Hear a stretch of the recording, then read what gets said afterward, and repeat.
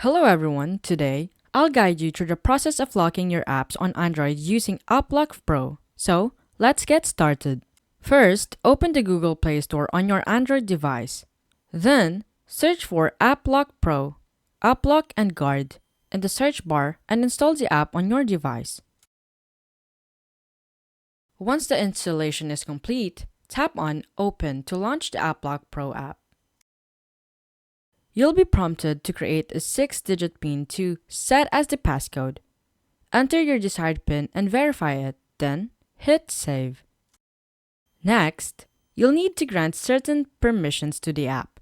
Make sure to always permit Show over other apps and Detect Launch app for AppLock Pro.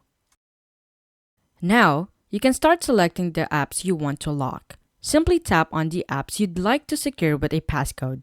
Once you've selected the apps, go back to your home screen and open one of the locked apps to test a new passcode. And there you have it! You've successfully locked your apps on Android using AppLock Pro.